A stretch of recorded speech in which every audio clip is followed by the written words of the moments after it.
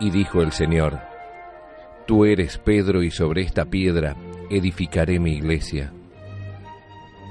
El Santo Padre, Benedicto XVI, en su aprobación y promulgación del compendio del Catecismo escribió: Agradezco infinitamente a Dios nuestro Señor el haber dado este catecismo por mi venerado y amado predecesor, el Papa Juan Pablo II.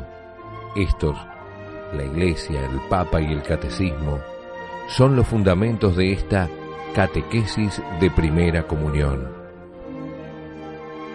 En el nombre del Padre, del Hijo y del Espíritu Santo. Amén.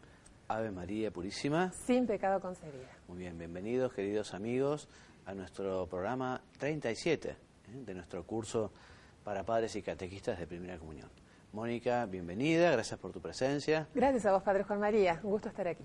Bueno, y hoy nos dedicaremos a hablar tanto en la historia sagrada como en las verdades del compendio de los últimos momentos de la vida de Jesús, de la última cena, su oración en el huerto de los olivos, el juicio, esos momentos tan impresionantes en los que el Señor, en fin, cumple la voluntad del Padre realizando un sacrificio realmente extraordinario y maravilloso.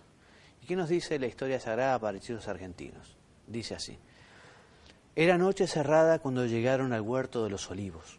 Los troncos retorcidos y las hojas plateadas de los árboles blanqueaban a la luz de una luna color tiza que a ratos se escondía atrás de nubes oscuras. Jesús se apartó, llevando con él a Pedro, a Juan y a Santiago. Les pidió que lo acompañaran rezando, y él se alejó un poco más. Empezó a ponerse muy triste. Se sentía aplastado por el peso de todos los pecados de todos los hombres que tomaba sobre sí para redimirnos. Le decía a su padre: si es posible, que no tenga que tomar yo esta copa amarga, pero hágase tu voluntad y no la mía. Volvió a donde se hallaban sus discípulos, encontrándolos dormidos. Los despertó y se apartó de nuevo. Una gran angustia le apretaba el alma y seguía hablando con su padre. Regresó nuevamente al lugar donde estaba Pedro, Juan y Santiago, debiendo despertarlos otra vez. Con la cara apoyada al suelo, Jesús rezaba. Aunque deseaba terminar su misión redentora, agobiado bajo el peso de nuestros pecados y sabiendo lo que tendría que sufrir, lo invadió el miedo. Empezó a transpirar sangre y las gotas caían en la tierra del huerto. Entonces, Dios Padre mandó a un ángel para consolar a su Hijo.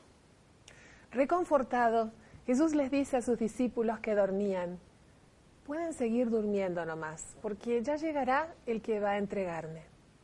Efectivamente, se veían luces entre los olivos y un barullo de gritos quebraba el silencio del lugar. Un nubarrón negro ocultó la luna. Una partida de sujetos mal entrazados, al servicio de los fariseos y ancianos del pueblo judío, venía armada con espadas y palos, conducida por Judas el traidor. Este les había indicado: el hombre que yo voy a besar es el que ustedes buscan. Se acercó Judas a Jesús y diciéndole: salud, maestro, lo besó. Los que venían con él se abalanzaron sobre el Señor. Pedro, que había ido prevenido, sacó una espada y le tiró un mandoble a uno de los que intentaban agarrar a Jesús, bajándole una oreja. Jesús le dice: envaina tu espada, Pedro, que si quisiera defenderme le pediría a mi Padre que mandara 12 regimientos de ángeles para protegerme. Pero si hiciera eso, ¿cómo se realizaría la redención? Y dirigiéndose a los que venían a llevarlo, agregó: todos los días enseñaba en el templo y nadie me detuvo. Ahora llegan con espadas y palos para atraparme como un ladrón. Así se entregó en sus manos y todos los discípulos huyeron. Todavía era de noche cuando lo llevaron a Jesús hasta la casa de Caifás, que era el más importante de los rabinos. Allí estaba reunido el Sanedrín, tribunal de los judíos, para juzgar al Señor. Como ya tenían resuelto condenarlo, buscaron varios testigos falsos con la intención de que la condena pareciera legal. Pero los testigos se confundían y contradecían. Como el juicio no adelantaba, Caifás le preguntó directamente: ¿sos vos el Mesías, el Hijo de Dios? Contestó Jesús: yo soy. y llegará el día en que me verán a la derecha de mi Padre sobre las nubes del cielo.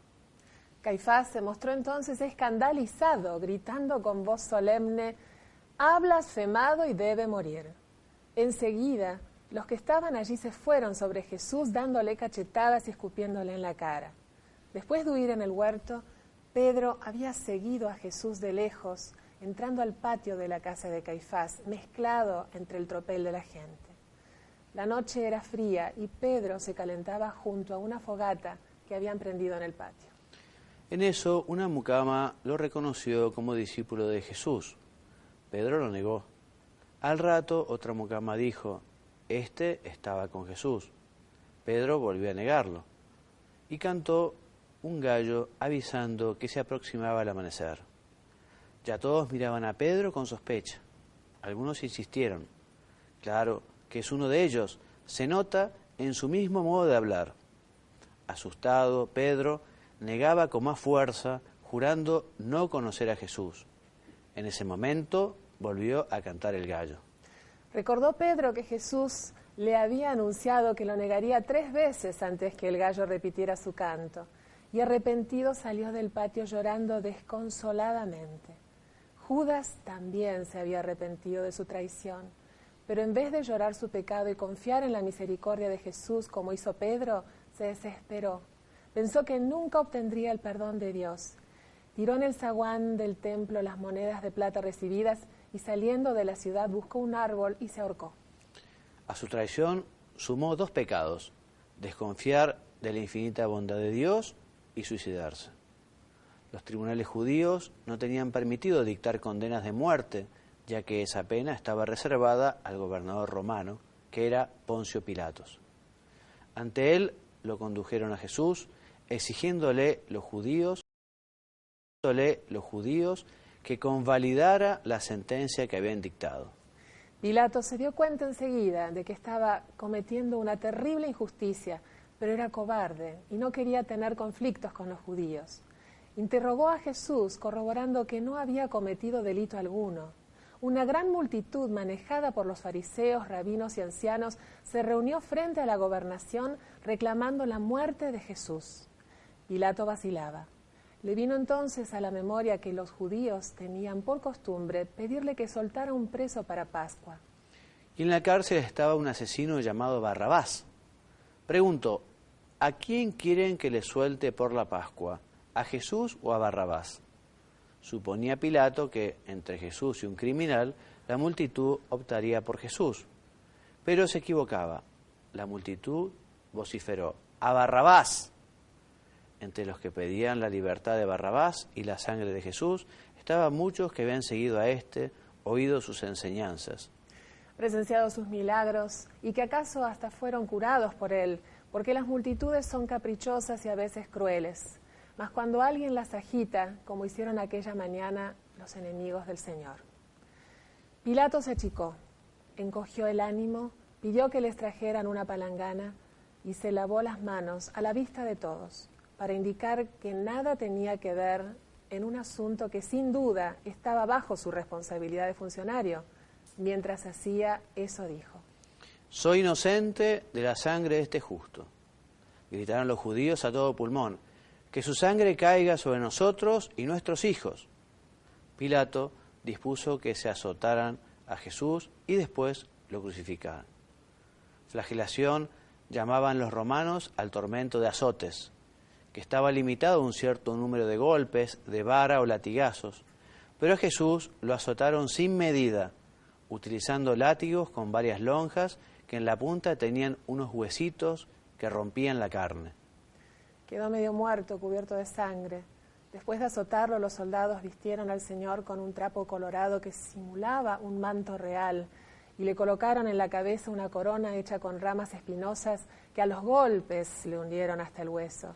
Y para burlarse doblaban la rodilla ante él diciendo: «Salve, Rey de los judíos». Ya estaba avanzada la mañana cuando cargaron a Jesús con la cruz, donde iban a matarlo, y lo sacaron a la calle rumbo al Calvario, una loma próxima a la ciudad. Iban con Jesús 2 ladrones que también crucificarían ese día. Una escolta vigilaba a los condenados y la muchedumbre apretujaba su paso, insultándolos. A modo de objetivo, se nos propone que de entre las muchas consideraciones que sugiere este primer tramo de la pasión, destacamos las siguientes. Primero, que la angustia de Jesús en el huerto respondió a que Él, que jamás cometió un pecado, asumió todos los pecados de la humanidad, pasados, presentes y futuros, a fin de obtener perdón para los hombres. Segundo, el contraste que ofrece el arrepentimiento de Pedro, que confió en la misericordia de Dios, llegando a ser la piedra firme en que se apoyó la Iglesia, y el final de Judas, que desconfió de esa misericordia. Y tercero, la injusticia de la sentencia dictada contra Jesús, ya que el tribunal judío lo condena por decirse hijo de Dios, siendo efectivamente hijo de Dios, mientras Pilato advierte que no ha cometido delito alguno y lo reconoce como justo. Muy bien, hasta aquí la Sagrada Escritura y la historia sagrada. Puede ser un buen momento para agradecerle a Dios que haya querido cargar con nuestros pecados, porque Dios no tenía ninguna obligación de perdonar nada ni perdonar a nadie. Jesucristo no tenía ninguna obligación de hacerse hombre y menos de padecer en la cruz, dando hasta su última gota de sangre. Así que vamos a agradecerle, diciéndole al Señor: gracias, Señor, por habernos alcanzado la salvación. Gracias, Señor, por habernos recuperado la posibilidad de ir al cielo. Gracias al Señor por tanto amor. Y te pedimos que nos ayudes a corresponder a tanto don. Ahora vamos a continuar con las verdades del compendio que se refieren a este mismo tema. Concretamente, los números 112 a 131 comienzan con este título: Jesucristo padeció bajo poder de Poncio Pilato, fue crucificado, muerto y sepultado. Y el compendio empieza diciendo que el misterio pascual comprende, Mónica, la pasión, muerte, resurrección y glorificación del Señor. Está en el centro de la fe cristiana. Exactamente, o sea que el misterio pascual está en el centro de la vida cristiana, es en el centro de la historia de la humanidad. Sabemos que algunos de los jefes lo acusaron de actuar contra la ley, de actuar contra el templo de Jerusalén y particularmente contra la fe en el Dios único, porque se proclamaba hijo de Dios. Bueno, ahora el compendio a continuación desmiente o explica que Jesucristo no obró de esta manera, porque por un lado, Mónica, Jesús no abolió la ley dada por Dios a Moisés en el Sinaí, sino que la perfeccionó, dándole su interpretación definitiva. Jesús fue acusado de hostilidad hacia el templo. ¿Qué más? Sin embargo, lo veneró como la casa de su padre, y allí impartió gran parte de sus enseñanzas. Pero también predijo la destrucción del templo en relación con su propia muerte, y se presentó a sí mismo como la morada definitiva de Dios en medio de los hombres. Muy bien. Y Jesús nunca contradijo la fe en un único Dios. La exigencia de Jesús de creer en Él y convertirse permite entender la trágica incomprensión del Sanedrín y de todos los sacerdotes, porque esperando al Mesías durante tanto tiempo, como lo habían predicho los profetas, esperándolo, resulta que cuando llega el Mesías, quienes tienen justamente o tenían la obligación de cuidar esa alianza, esa unión con el Padre, resulta que no lo reconocen, ¿no? Triste. La pasión y muerte de Jesús no pueden ser imputadas al pueblo judío o a los judíos exclusivamente. Jesucristo murió por todos los hombres. Por eso los pecadores, y más si somos cristianos, podemos decirlo, somos los responsables de la muerte del Señor. Bueno, a fin de reconciliar consigo a todos los hombres, Dios envió a su Hijo para que se entregara a muerte por los pecadores. Esto fue anunciado en el Antiguo Testamento, particularmente en la profecía del siervo de Yahvé, que nos describe cómo va a ser la muerte de Jesús. Decimos que Jesús nos redime en la cruz, pero toda la vida de Jesús, desde su nacimiento, es redentora. Toda la vida de Jesús es una oblación libre al Padre. Su sufrimiento y muerte manifiestan cómo su humanidad fue instrumento libre y perfecto del amor divino. Mónica, nuestro Señor en la última cena Anticipa significa realiza anticipadamente la oblación libre de sí mismo. Esto es mi cuerpo que será entregado por vosotros. Esta es mi sangre que será derramada.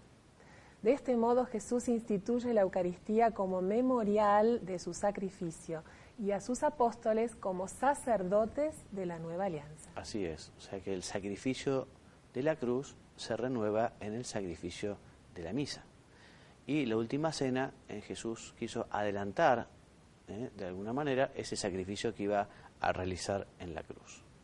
¿Qué más, Mónica? En el huerto de Getsemaní, La voluntad humana del Hijo de Dios se adhiere a la voluntad del Padre. Jesús ha reparado nuestras culpas con la plena obediencia de su amor hasta la muerte. Este amor hasta el extremo del Hijo de Dios reconcilia a la humanidad entera con el Padre. El sacrificio pascual de Cristo nos ha rescatado y nos recuperó a la comunión con Dios. exactamente, porque todos recordarán, después del primer pecado de Adán y Eva, quedó esa ruptura con el amor a Dios. Y efectivamente, cuando los despide del paraíso de Adán y Eva, les promete un redentor, alguien que iba a venir a saldar esa deuda, a recomponer esa amistad, esa comunión con Dios. ¿Quién lo hace? Jesucristo. Entonces, al llamar a sus discípulos a tomar la cruz y a seguirle, Jesús quiere asociar a su sacrificio redentor a todos los hombres, ¿no? O sea que nosotros también estamos llamados a ser corredentores, de alguna manera, llevando la cruz que Dios ha dado a cada uno. También dice el compendio que Cristo sufrió una verdadera muerte y verdaderamente fue sepultado. Pero la virtud divina preservó su cuerpo de la corrupción. Muy bien. ¿Cuál es el título siguiente, Mónica? Jesucristo descendió a los infiernos, al tercer día resucitó entre los muertos. Muy bien. El infierno no es el lugar donde está el demonio y los condenados. El infierno, o seno de Abraham, era donde iban todos los que murieron justamente antes de la redención. Entonces Jesucristo fue a aquel lugar, el limbo de los justos, y empezando por su papá, por San José, llevó a todos los santos al cielo, porque él abrió las puertas del cielo, ¿no? Jesús así liberó a los justos que esperaban el Redentor y les abrió las puertas del cielo. Mónica, sobre la resurrección de Jesús. Es la verdad culminante de nuestra fe en Cristo. Representa con la cruz una parte esencial del misterio pascual. Además del signo esencial, que es el sepulcro vacío, la resurrección de Jesús es atestiguada por las mujeres. Jesús después se apareció a Cefás, Pedro, y luego a los 12, más tarde se apareció a más de 500 hermanos a la vez y aún a otros. Muy bien. Los apóstoles no pudieron inventar la resurrección puesto que les parecía imposible. Ellos no creyeron en la resurrección. Jesús, cuando resucita y sube a los cielos, se encuentra actualmente a la derecha del Padre con cuerpo, un cuerpo glorioso, su cuerpo resucitado. Por eso el Señor, que ya está en el cielo, nos está preparando un lugar para que nosotros podamos también compartir con Él la vida eterna. Mónica, ¿qué más sobre la resurrección? Es una obra trascendente de Dios. Las tres personas divinas actúan conjuntamente. Es la culminación de la encarnación. Es una prueba de la divinidad de Cristo. Confirma cuanto hizo y enseñó y realiza todas las promesas divinas en nuestro favor. Muy bien. Entonces, lo que decíamos recién, Jesús sube a los cielos y desde allí reina con su humanidad, intercede incesantemente al Padre en favor nuestro y nos envía su Espíritu. Mónica, en pocas palabras, algunos consejos para padres y catequistas. Una reflexión nada más. Estabas hablando hace un ratito del agradecimiento y de esto se trata. Queremos, hablo en primera del plural, te meto aunque no me lo digas, porque sé que estás de acuerdo. En las últimas semanas recibí muchos comentarios de gente conocida, algunos que no he visto nunca, pero nos tratamos por correo electrónico, de la buena repercusión que tiene este programa. Entonces me parecía bueno ser agradecido, que es muy lindo, es muy sano, ¿no? Y además nos hace bien tanto a quienes emitimos un agradecimiento como a quienes lo reciben, es sanador. Entonces, vaya mi saludo y mi afecto a personas que me he encontrado de la parroquia de María Inmaculada, de Florida, en Vicente López, lo mismo la parroquia de Santa Teresita del Niño Jesús en Florida, a Luis María, en la provincia de Santa Fe, un cariñoso saludo, amigos del mundo entero que nos siguen desde el programa anterior de Teología para Todos, y me parece, Padre Juan María, que es sumamente oportuno hacer un agradecimiento especial a la gente linda que nos recibe cada vez que venimos a grabar aquí en el Colegio Marín. Bueno, tenemos a Ignacio, que es nuestro señor director, Nacho, que le decimos cariñosamente, Humberto, que está en cámaras, Adrián, Patricio, Juan Cruz, Martín, Roque, Gustavo, no me quiero olvidar de Francesca, que estuvo el año pasado con nosotras, hace 2 años, y demás autoridades y amigos del Padre Juan María, del Colegio Marín y de la señal Santa María, que es por donde se emite este programa. Y en particular, Padre Juan María, yo a vos te quiero agradecer públicamente la confianza que tenés depositada en mí. Muy bien, Mónica, qué sorpresa. Muchas gracias. No, de nada. Bueno, y ahora algunas enseñanzas de la instrucción del misal romano. Concretamente estamos en el capítulo 6 y vamos a hablar de algunas cosas necesarias para la celebración de la misa. En primer lugar, hablamos de la necesidad del pan y el vino. Sin pan y vino no se puede celebrar la misa. Mónica, ¿el pan cómo debe ser? El pan para celebrar la Eucaristía debe ser exclusivamente de trigo recientemente hecho y ácimo, según la antigua tradición de la Iglesia latina. ¿Y el vino?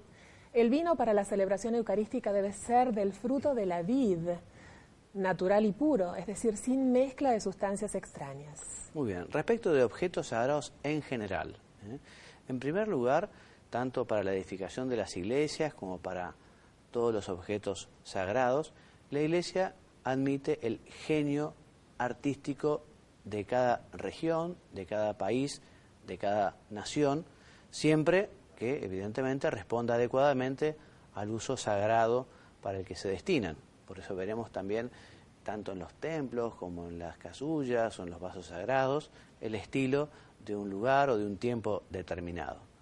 Sí recomienda la instrucción que se busque siempre esa noble simplicidad que puede ir perfectamente de la mano con algo bello, con algo artístico. Respecto de los materiales para los objetos sagrados, han de ser nobles, durables y aptos para el uso sagrado. En esto quedará a juicio de la Conferencia Episcopal de cada región. ¿Y sobre los vasos sagrados, Mónica? Se confeccionarán con un material noble. Si el material es oxidable o de oro menos noble, por lo general debe dorarse la parte interior. A juicio de la Conferencia Episcopal, con la aprobación de la sede apostólica, los vasos sagrados también pueden ser confeccionados con otros materiales. Pero, ¿cómo han de ser? Han de ser sólidos y nobles. Se prefieren irrompibles e incorruptibles. Muy bien. Y esto vale para todos los vasos destinados a contener hostias, también la patena, el copón, el píxide o la píxide, la custodia o el ostensorio y otros semejantes. En cuanto a los cálices y demás vasos destinados a recibir la sangre del Señor, tenga la copa hecha de tal material que no absorba líquidos, ¿no? Algo elemental, pero que conviene recordarlo. El pie del cáliz puede ser de otro material, pero siempre que sea sólido y sea digno. Para las hostias que serán consagradas puede emplearse convenientemente una patena más grande, si las hostias son grandes. Y en cuanto, Mónica, a la forma de los vasos sagrados, corresponde al artista fabricarlos del modo que mejor responda a las costumbres de cada región, con tal que sean adecuados para el uso litúrgico. Muy bien. Respecto a la bendición de los vasos sagrados, obsérvese los ritos prescriptos en los libros litúrgicos. Consérvese la costumbre de tener en sacristía un sacrarium donde se eche el agua usada en la purificación de los vasos sagrados y la ropa blanca.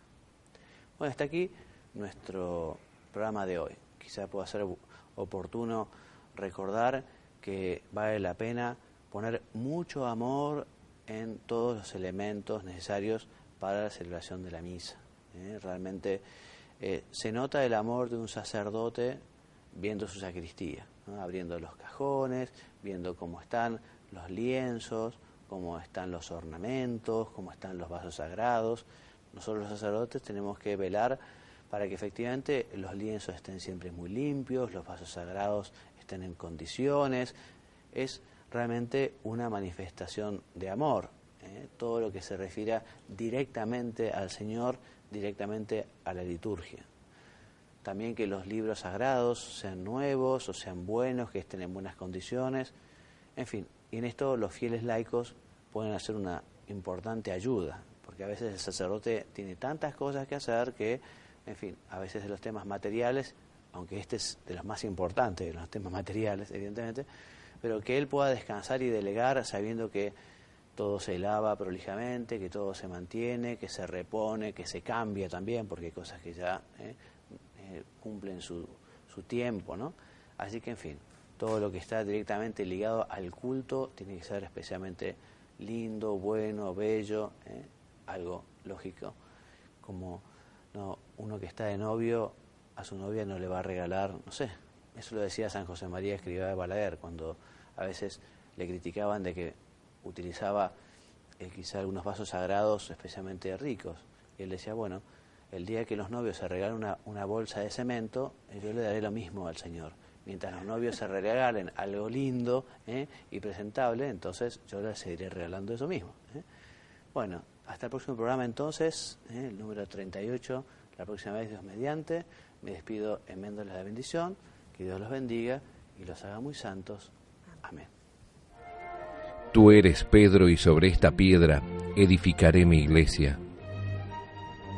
El Santo Padre, Benedicto XVI, en su aprobación y promulgación del compendio del Catecismo escribió: agradezco infinitamente a Dios nuestro Señor el haber dado este catecismo por mi venerado y amado predecesor, el Papa Juan Pablo II.